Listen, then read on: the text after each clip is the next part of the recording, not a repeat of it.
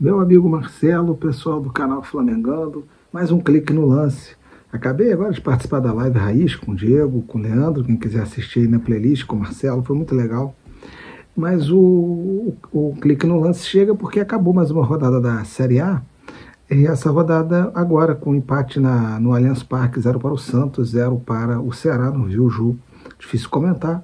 Resultado que leva o Ceará ao 8º lugar e deixa o Santos na zona do rebaixamento, agora com 5 pontos na penúltima posição do campeonato. Bom, mas a rodada teve algumas coisas curiosas, começando com o Flamengo, claro. O Flamengo venceu o Bahia por 1-0, gol do Arrascaeta no cruzamento do Michael, você está vendo aí, Marcelo botou aí pra gente ver. E o Flamengo começou muito bem o jogo, poderia ter feito 1 ou 2 gols logo de cara, não os fez esse com o Arrascaeta.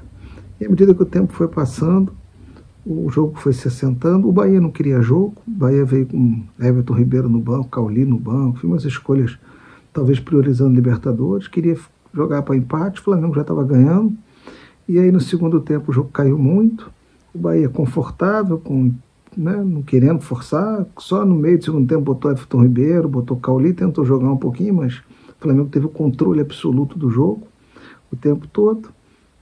Mas também não forçou muito não, então ficou ali 1-0, acabou sendo justo. O Gerson foi expulso numa entrada dura, numa jogada que eu acho que ele não foi maldoso, mas foi dura. Só que o Ramos Mingo, 2, 3 minutos depois, fez a mesma jogada e o VAR não chamou para expulsão, e o Gerson chamou. O Gerson foi bem expulso pelo Daronco, o Ramos Mingo deveria ter sido expulso. Terminou 1-0, o resultado que botou o Flamengo em segundo, a 2 pontos do Palmeiras. O Flamengo ultrapassou o Bragantino, porque no Sul o Grêmio fez 1-0 contra o Bragantino aos 87 minutos, e no minuto seguinte o Isidro Pita empatou para o Grêmio.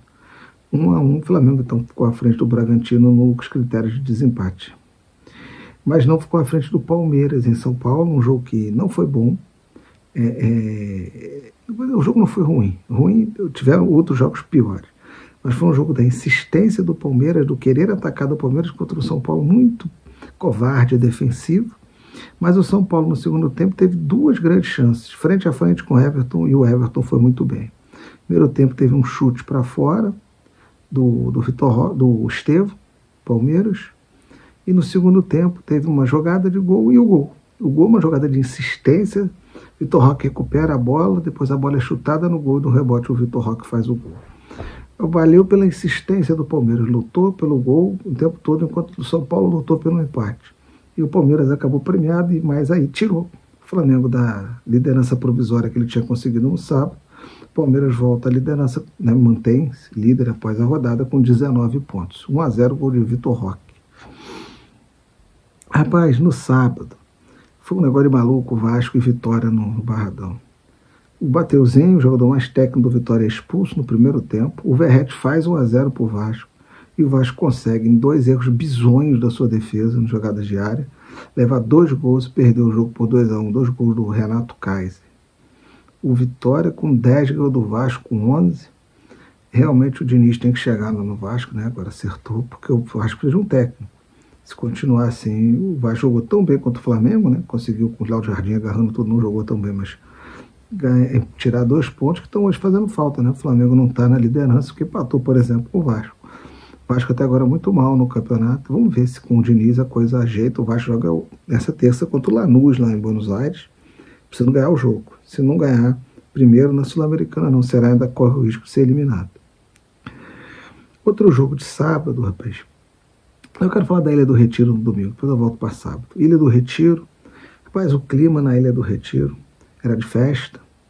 Todo mundo contente. Eles queriam que o Pepa saísse, o Pepa saiu. Começa o jogo, 17 minutos, 2-0 Cruzeiro, um do Christian e um do Caio Jorge. E aí o Antônio Oliveira estreando é chamado de burro. Não sei se é porque ele tirou o Hereda do time, não sei se é porque ele deixou jogadores que a torcida não queria, enfim. Aí o Cruzeiro ainda faz 3-0 no primeiro tempo, e no segundo tempo, 4-0, 2 gols do Matheus Pereira, o terceiro e o quarto.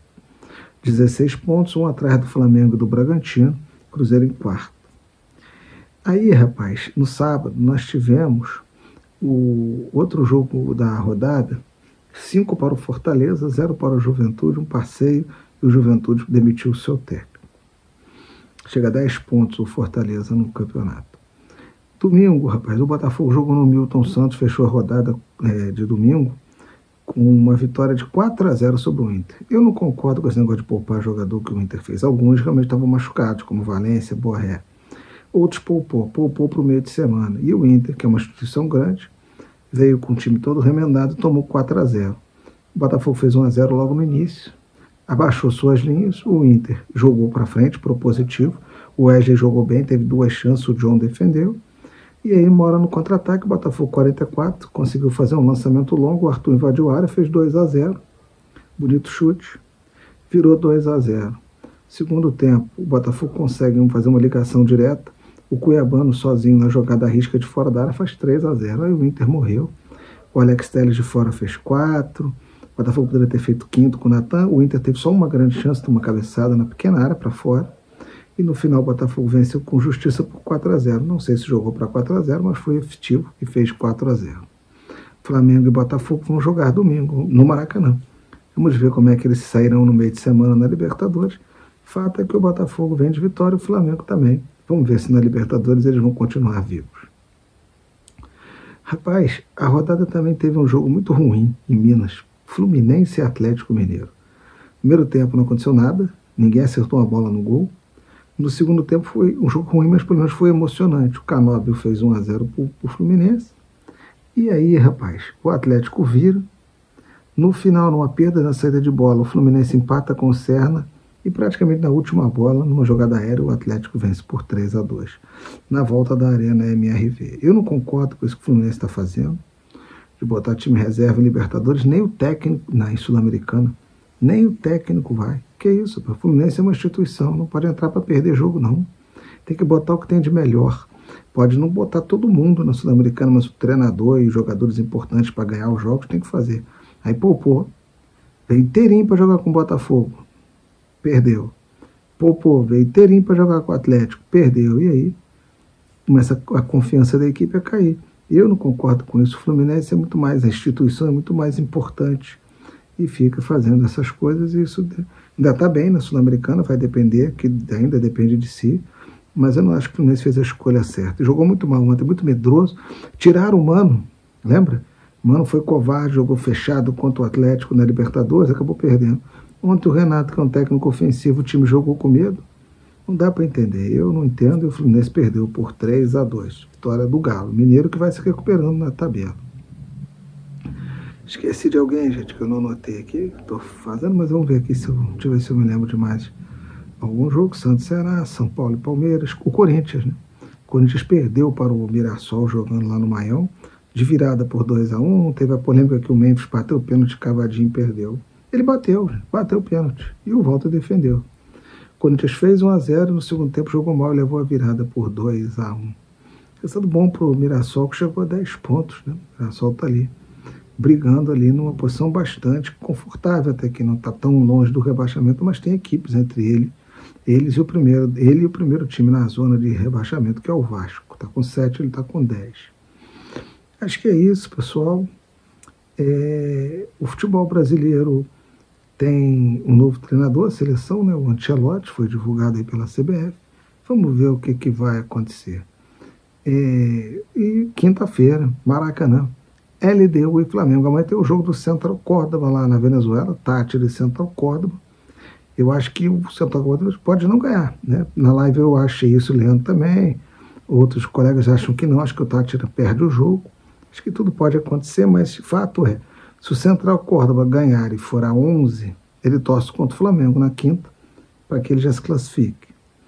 Né? Se ele não ganhar, o Flamengo pode, vencendo a LDU, já entrar, se ele perder, já entra na zona de classificação. Se empatar, eles vão iguais para a última rodada, mas na última rodada o Flamengo enfrenta o Táchira e ele vai subir o morro, o Central Córdoba, lá em Quito. Vamos ver o que os próximos capítulos da Libertadores vão nos reservar.